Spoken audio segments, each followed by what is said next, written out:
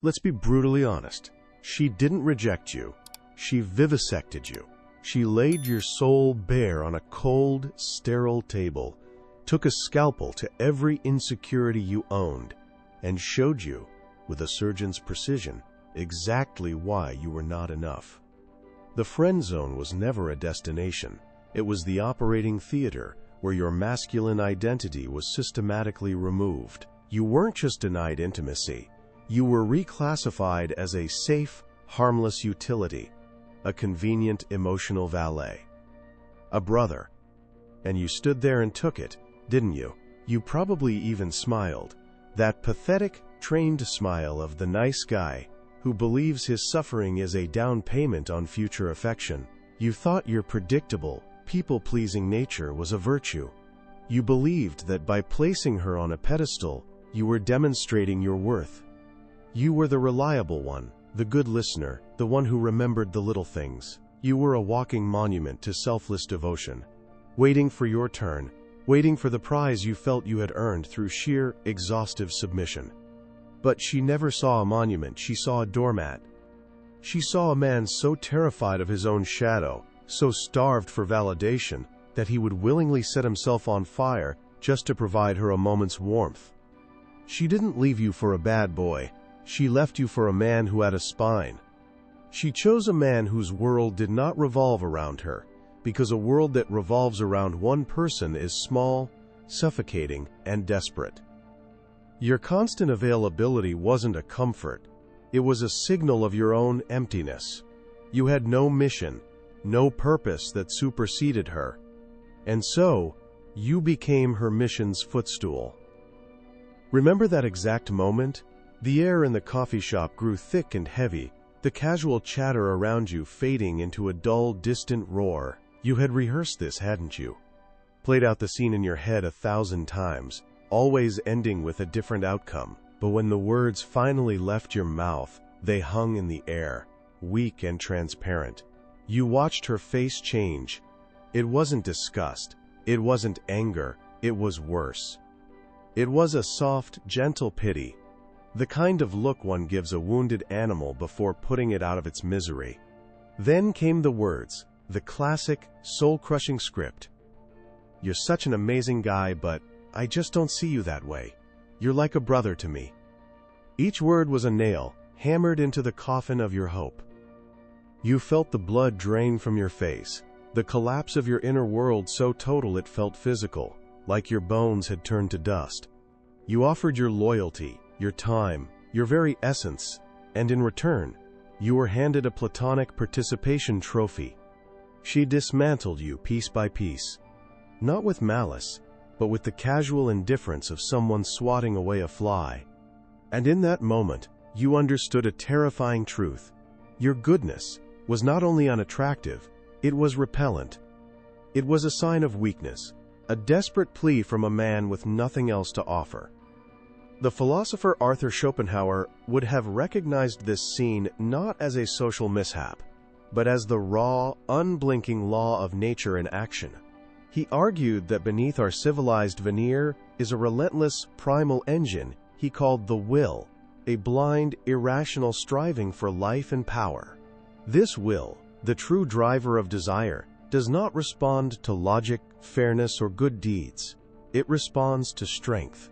It is drawn to vitality, to self-possession, to power. Nature, in its brutal efficiency, does not reward the supplicant. It rewards the sovereign. You were begging for a crumb from her table, when she was instinctively drawn to the man who owned the entire feast and might, if he felt like it, invite her to join. If this raw truth resonates with the scars you carry, if the memory of that gut-wrenching powerlessness still burns within you, then you have found your new arsenal. This is not a place for consolation. This is a forge. Subscribe to Psychological Dominion. Hit the like button to signal that you are ready for the war against your own weakness. And in the comments, I want to know 2 things. What city are you watching from?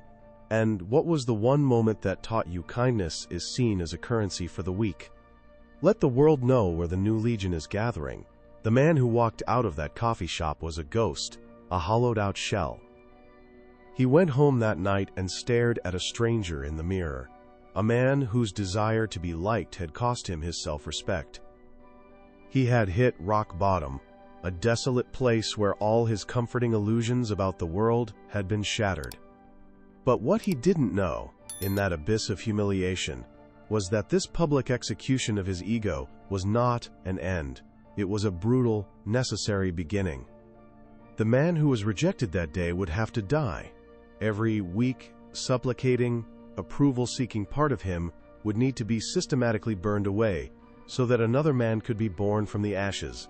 And the reunion that was to come, years later, would not be a plea for a second chance. It would be a cold, silent, and undeniable demonstration of power that would flip their entire dynamic on its head, proving a fundamental law of the universe. To finally be wanted, you must first stop needing to be. Let's perform the autopsy. The death of her attraction for you was not a sudden event. It was a slow poisoning, administered in daily doses of your own weakness, and you willingly drank every drop. You think the rejection happened in that one moment, over that one cup of coffee. You are mistaken. That was merely the pronouncement of death. The murder was a long, drawn-out process, and you were the primary accomplice. We must dissect this failure, not to mourn it, but to understand the pathology of powerlessness, so that you never become its host again. The fall from a potential partner to a platonic footnote happens in predictable, humiliating stages. You lived through them. Now, you will understand them. The first stage is emotional concession. It begins innocently. She mentions she's having a bad day, and you drop everything to become her unlicensed therapist. She's bored on a Tuesday night, and you cancel your own plans, the gym, your work, your time for self-improvement, to entertain her. You mistake this for kindness. You believe you are demonstrating your value as a supportive partner. What you are actually communicating is that your time is worthless, that your mission is secondary to her momentary comfort. Each time you yielded your schedule, your opinion, or your boundaries to accommodate her whims, you gave away a piece of your sovereignty. She tested. You yielded. She won. Remember that time you had plans with your friends, and she called last minute, sounding a little down. You made an excuse, bailed on them, and rushed to her side. You felt like a hero. She didn't see a hero. She saw a servant. She saw a man whose world was so small that it could be instantly rearranged to fit into hers. A man with a solid purpose does not have that kind of flexibility. His unavailability is not a tactic. It is a consequence of his mission. Your constant availability was a glaring advertisement of your own emptiness. This leads directly to the second stage, the pathological search for validation. You became a performer, and she was your one-woman audience. Every compliment you gave was a hook, hoping to catch one in return. Every gift you bought wasn't a gift. It was a payment for a future moment of affection. You outsourced your self-worth to her. Her smile was your success. Her indifference was your failure. This is the core of the nice guy pathology Schopenhauer's philosophy so brutally exposes. You operate under the delusion that human attraction is a logical transaction. You believe that if you deposit enough good deeds into her emotional bank account, you will eventually be able to withdraw intimacy. But the primal will that governs desire does not operate on a ledger.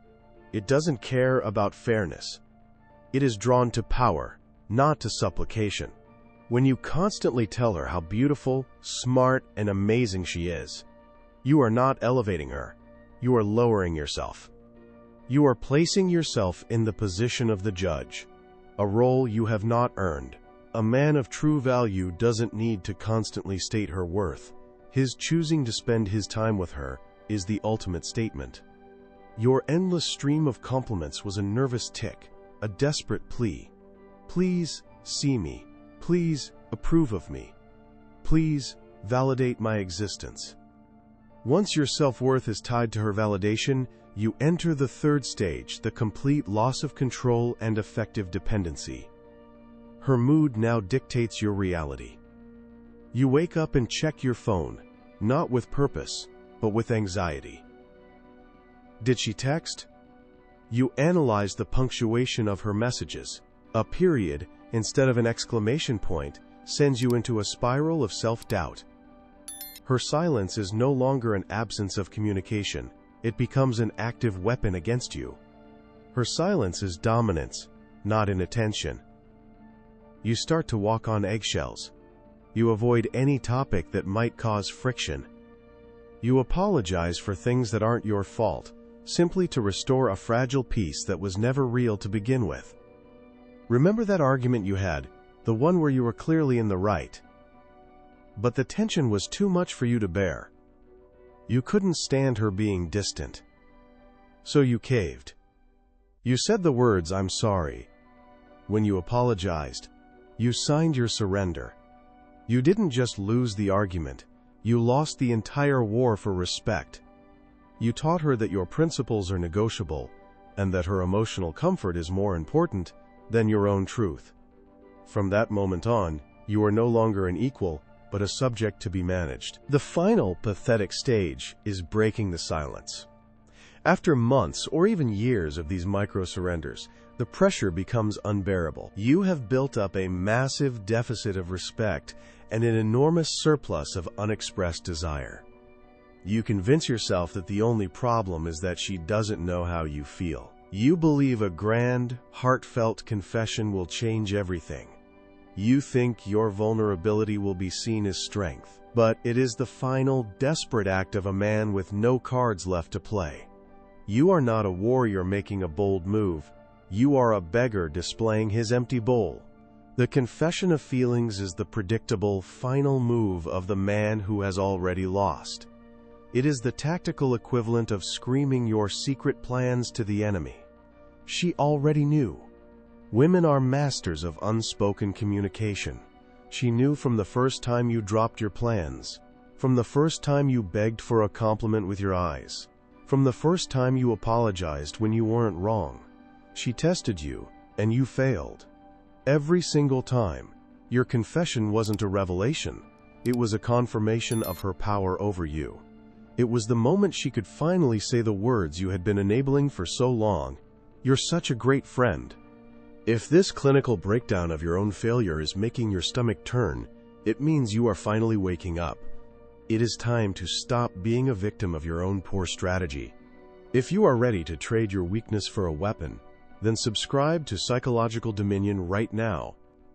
Like this video as a declaration of war against the man you used to be, and turn on all notifications because you cannot afford to miss a single lesson. And in the comments below, I want you to answer this and be honest. What was the one nice thing you did for her that you instantly regretted the moment you saw that flicker of pity, not attraction, in her eyes? Let's create a catalog of these failed strategies. Now I can hear the objections brewing in your mind. But this sounds manipulative. I'm just a good person. I believe in being kind. Let's dismantle that pathetic excuse. There is a vast, unbridgeable chasm between genuine kindness and strategic weakness. Kindness comes from a place of abundance. It is a gift freely given by a man who has his own life in order, whose self-worth is internally generated, and who is not seeking a return on his investment. The niceness you practiced was a currency of the desperate. It came from a place of scarcity. Every nice act was a transaction designed to extract validation. True kindness is a king sharing his feast. Your niceness was a peasant, offering his last crust of bread in hopes of being invited into the castle. One is an expression of power. The other is a plea born of powerlessness. Nature, and the women who are its agents, can smell the difference from a mile away. Do not fool yourself into thinking your fall was a single dramatic event. It wasn't. It was a death by 1,000 cuts, 1,000 quiet concessions. It happened in the silence when you didn't defend your opinion. It happened in the hesitation before you stated your own needs. It happened every time you said yes, when your entire being screamed no. This decay of your masculine authority happened beneath the surface, in the unspoken dynamics of every interaction. She set the frame, and you lived inside it. She created the tests, and you dutifully failed them. You were so focused on winning her approval that you never stopped to ask if she was worthy of yours. You were playing a game you didn't even know existed, and she was the undefeated champion. And in this desolate landscape of your own making, understand one brutal, liberating truth. No one is coming to save you. Your salvation does not lie in her changing her mind. It lies in you changing yours. It begins with this cold, hard diagnosis. You have seen the disease. Now, the treatment can begin. There is no going back for the weak man. There is only the building of the new. Let that sentence burn itself into your mind, because any lingering hope that you can somehow patch up the old you, make him a little more palatable, a little more acceptable, is the very poison that guarantees your permanent exile to the land of the forgotten. The man she rejected is dead. Your job is not to resurrect a corpse. Your job is to build a monument on its grave, a monument of such cold and undeniable power that she and the rest of the world will have no choice but to gaze up at it in awe and terror. This is not an emotional journey of healing. This is a tactical reconstruction of a failed state. Your mind is the territory, and it is currently occupied by weakness, self-pity, and a desperate need for her approval. We are about to launch a scorched earth campaign to liberate it. Your orders are simple, and they are absolute. They are not suggestions. They are the laws of your new reality. First, cut the excess. You will perform a complete and ruthless audit of your life. Every person, every habit, every thought that does not directly contribute to your mission of self-mastery is a liability. That friend who encourages you to wallow in your sadness? Excised. That habit of scrolling through her social media, looking for clues like a pathetic detective of your own demise? Terminated. Your phone is no longer a portal to her world. It is a tool for yours. You will delete her number. You will block her on every platform. This is not a dramatic gesture to get her attention. It is a strategic necessity. You are amputating a gangrenous limb before the infection consumes you entirely. You are starving the parasite, her psychic hold on you, of its food source, your attention. Second, install the silence. This is your most powerful weapon. When you vanish from her life, you are not just removing your presence, you are creating a vacuum. Nature abhors a vacuum, and so does the human ego. She is used to your constant availability, your predictable orbit around her. Your sudden, unexplained absence is a disruption in the fabric of her reality. It is a question mark that she cannot answer. In the beginning, she may not even notice. Good. Let her enjoy the peace. But eventually, the silence will begin to speak. It will say, "My universe no longer includes you. My time is more valuable than your validation." There will come a point where she reaches out. A casual text. Hey, how have you been? The ghost of the man you were would see this as a sign of hope, a signal to come rushing back, tail wagging. You will see it for what it is. A power probe. A test to see if the servant is still on call. Your response is silence. Not angry silence, not dramatic silence. Just nothing. Your lack of response is not passive. It is an active statement of dominance. It communicates more powerfully than any words ever could that the rules of the game have changed because you are no longer playing. Third, control the reaction. This entire process is an internal war. Your emotions will scream for you to break protocol. Your addiction to her validation will feel like a physical withdrawal. Loneliness will creep in like a cold fog. This is the crucible.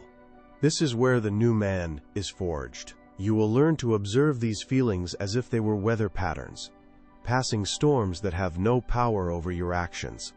You will not act on impulse. You will act on strategy. Arthur Schopenhauer understood that man is a slave to his will, that blind, irrational striving that causes so much suffering. But he also recognized the power of the intellect to rise above it. You will use your rational mind as a cage for the desperate animal within you. You will feel the urge to check her profile, and you will go to the gym instead. You will feel the ache of loneliness, and you will read a book on financial strategy instead. You will replace every weak, emotional impulse with a disciplined, power-building action. This is not suppression. It is transmutation. You are taking the raw, chaotic energy of your pain and channeling it into the construction of your empire. This reconstruction is not a vague hope. It is a concrete plan, built on 4 pillars of hierarchical dominance. The first is the physical. You will treat your body not as a comfort zone, but as a war machine. The gym is your new temple. Every drop of sweat is a prayer to the god of discipline. You are not lifting weights to look good for her. You are forging armor. You are building a physical presence that commands respect before you even speak. When you walk into a room, your posture, your physique, your sheer physical reality will announce your power.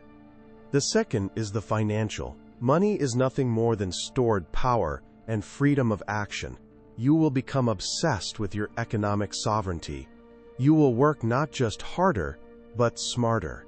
You will study investment, create new income streams, and eliminate debt. Your financial independence is your declaration of liberation from neediness. A man who can provide for himself, who can walk away from any situation without fear of collapse, moves through the world with a different kind of gravity. You were a beggar for her affection. Now you will become the master of your own resources. The third is the social. You will not try to replace her. You will build a world so vast and interesting that she would have only occupied a tiny, insignificant corner of it anyway. You will cultivate a network of powerful men, men you can learn from, men who hold you to a higher standard. You will engage in hobbies that test you, that push your limits. You will learn to derive your sense of belonging and validation from your tribe, from your own accomplishments, not from the fleeting approval of one woman. Your social value is not determined by who wants you, but by who you are. The final pillar is the symbolic. You must become a man of substance. Master a skill. Learn an instrument. Speak a new language. Build something with your hands. Create. The act of creation is the ultimate expression of the sovereign will. It is the imposition of your order onto the chaos of the world. A man who creates has an inner world so rich that he is never truly alone. He does not seek entertainment. He is the source of it. Schopenhauer wrote, "A man can be himself only so long as he is alone." This solitude you are now imposing is not a punishment. It is your training ground. It is where you will finally meet the man you were always meant to be. Be an absence that has weight, not a presence that begs. If this blueprint for reconstruction is the weapon you have been searching for, if you are ready to burn the old you to the ground and build an empire from the ashes, then your first tactical move is to subscribe to Psychological Dominion. Smash the like button as a symbolic act of breaking your old patterns, and activate all notifications, because every lesson is a brick in the fortress you are building. Now in the comments, I want a public declaration. I want you to answer this. What is the single weakest habit you will eliminate from your life, starting this second, to make room for strength? Is it a person, a thought pattern, or a time-wasting activity? Declare your war in the comments, and let the world witness your resolve. Do not mistake this for a plan to get her back. That goal is small, pathetic, and unworthy of the man you are becoming. The goal is to build a life so powerful, so compelling, so completely self-contained, that her return would be, at best, an irrelevance. The man who wants to be loved will be discarded. The man who imposes his presence will be feared. And fear, my friend, is a far more reliable form of respect than affection ever was. You will not reconquer her. You will replace the very memory of your weakness with a silence so sharp, so profound, it will cut her deeper than any rejection ever cut you. Your entire being will become a testament to the power of a will that has been reforged in the fires of humiliation. And the thirst for that power, the cold, clean, intoxicating thirst for absolute dominion over your own reality, will become the only fuel you ever need. Years pass, not in a blur of sorrow, but as a sequence of disciplined, calculated days. Each sunrise was a strategic objective. Each sunset, a victory report. The silence you implemented was not an empty void. It was a construction site. In that silence you built. You did not heal. Healing is for the wounded. You did not recover. Recovery implies a return to a previous state. You dismantled the entire weak structure of the man who was rejected and engineered a fortress in his place. The pain was not forgotten. It was repurposed. It was the coal that fueled the forge, the pressure that created the diamond. The man who existed then is now a historical footnote, a case study in failure you review, with the cold detachment of a general studying a lost battle to ensure it is never repeated. And then it happens, not by design, not by hope, but by the indifferent alignment of circumstances. A charity gala. A sterile environment of clinking glasses and hollow conversations. You are there not to socialize, but to be seen by men whose respect is a currency far more valuable than affection. You are in the middle of a conversation about asset allocation when you feel a shift in the room's energy, a gaze. You don't need to look. You already know. She is standing across the room, frozen. She does not see the boy who pleaded with his eyes. She sees a man who seems carved from stone, his posture a statement of quiet, unshakable dominion. She makes her way toward you. Every step she takes is a journey back in time for her, but for you, it is nothing. A minor distraction. She says your name, and the sound of it from her lips is an echo from a foreign language you no longer speak. The man you are speaking with excuses himself. And now, you are alone, facing the ghost who once held the power to shatter your world with a single word. You look at her. Not with anger, not with longing, not with triumph. You look at her with the polite, impersonal curiosity one might afford a stranger who has mistaken you for someone else. "I can't believe it's you," she says, her voice laced with a nervous energy you no longer recognize. "You look amazing." It is a compliment, but it is also a question. It's a probe, searching for the old weakness, the familiar flicker of neediness. You simply nod. "Thank you. It's been a long time." Your voice is calm, level, and devoid of history. There is no shared warmth, no invitation to reminisce. You are a closed border. She attempts to fill the vacuum, talking about her life, her job, a recent trip. You listen, but you do not engage. You offer no questions in return. Your disinterest is not a tactic. It is genuine. Her life, her stories, her reality are utterly irrelevant to your mission. They are noise. The silence stretches between her sentences, and in that silence, she finally understands. She is talking to a wall. A polished, well-dressed, and utterly impenetrable wall. The panic begins to flicker in her eyes. This was not how this was supposed to go. In her mind, you were a fixed point of adoration, a permanent monument to her own desirability. She expected to see you, perhaps successful, but still carrying the old wound, the wound that she inflicted, which in a twisted way was her mark of ownership upon you. Instead, she finds no wound, no scar, not even a memory. She finds nothing of herself in you at all. "It would be great to catch up sometime," she offers, the last desperate move of a queen who has just realized she is playing against an opponent who left the board years ago. You give her a slight, final smile. It does not reach your eyes. "I'm afraid my schedule is rather demanding. It was good to see you." And with that, you turn. You do not wait for her reply. You do not look back. You walk away, not out of spite, but because the conversation was over, and your time is valuable. You leave her standing alone in the middle of the room, dismantled not by cruelty, but by the devastating power of your complete and total indifference. She did not reject you. You just erased her.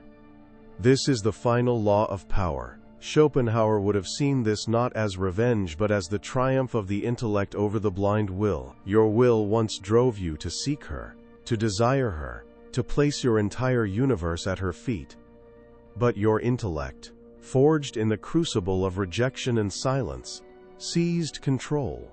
It channeled that raw, primal energy away from the pathetic goal of winning her and into the sublime mission of conquering yourself. You did not destroy your desire. You elevated it. You now desire dominion, not a woman. You desire legacy, not love. You desire sovereignty, not acceptance. The chessboard was flipped, but the victory wasn't in checkmating the queen. The victory was realizing the game was too small for your ambition. You walked away from the board and began terraforming planets. Her power was entirely dependent on your participation in her reality. The moment you built your own, she ceased to exist as a significant force. Respect is not given, it is not requested, it is the silent, inevitable consequence of power. It is the space people create around a man who has no need for their approval. You impose it with your absence, you solidify it with your mission, and you make it permanent with your cold, unwavering focus on what truly matters, the empire of the self. You have now been given the strategic doctrine. You have seen the path from the abyss of rejection to the cold, clear heights of absolute self-possession. The question is no longer what she thinks of you. The question is what you will build with the fire she gave you when she tried to burn you to the ground. If you are ready to become the architect of your own dominion, then subscribe to Psychological Dominion. Hit the like button as a final salute to the weak man you are leaving behind. Activate all notifications, because your re-education is a matter of strategic urgency. And now, in the comments, answer this one question that will define your future. When she finally realizes the man she lost, what is the one word you want her to associate with your memory? Let the world see the legacy you are about to build. The day she begins to doubt who you have become is the day you will have already forgotten her name.